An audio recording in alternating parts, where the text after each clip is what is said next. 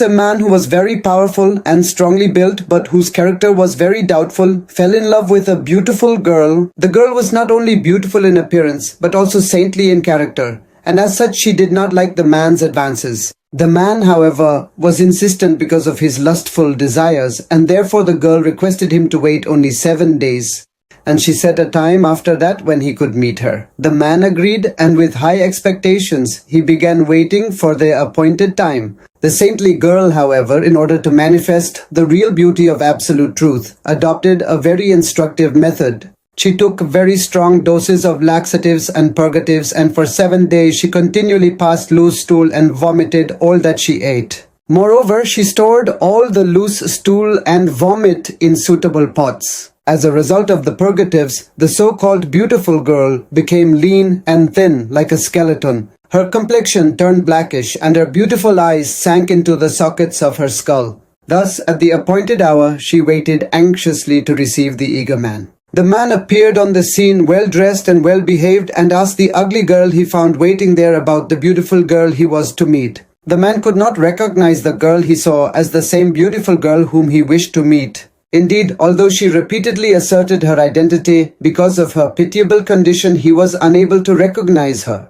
At last, the girl told the powerful man that she had separated the ingredients of her beauty and stored them in pots. She also told him that he could enjoy those juices of beauty. When the mundane poetic man asked to see these juices of beauty, he was directed to the store of loose stool and liquid vomit, which were emanating an unbearably bad smell. Thus the whole story of the beauty liquid was disclosed to him. Finally, by the grace of the saintly girl, this man was able to distinguish between the shadow and the substance, and thus he came to his senses. This man's position was similar to the position of every one of us who is attracted by false material beauty. The girl mentioned above had a beautifully developed material body in accordance with the desires of her mind, but in fact she was apart from that temporary material body and mind. She was in fact a spiritual spark, and so also was the lover who was attracted by her false skin. Mundane intellectuals and aesthetics, however, are deluded by the outward beauty and attraction of the relative truth, and are unaware of the spiritual spark, which is both truth and beauty at the same time.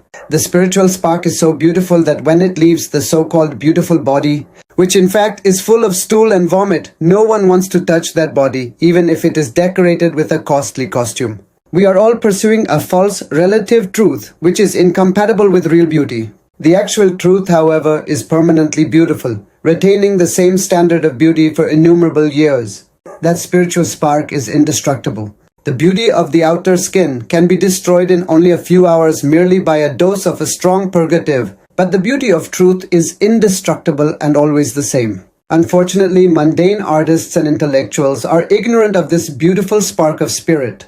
They are also ignorant of the whole fire, which is the source of these spiritual sparks. And they are ignorant of the relationships between the sparks and the fire, which take the form of transcendental pastimes. When those pastimes are displayed here by the grace of the Almighty, foolish people who cannot see beyond their senses confuse those pastimes of truth and beauty with the manifestations of loose stool and vomit described above. Thus, in despair, they ask how truth and beauty can be accommodated at the same time. Mundaners do not know that the whole spiritual entity is the beautiful person who attracts everything. They are unaware that he is the prime substance, the prime source and fountainhead of everything that be. The infinitesimal spiritual sparks, being parts and parcels of that whole spirit, are qualitatively the same eternity. The only difference is that the whole is eternally the whole and the parts are eternally the parts. Although written by the greatest mundane poet or intellectual, any literature which does not describe the ultimate truth and beauty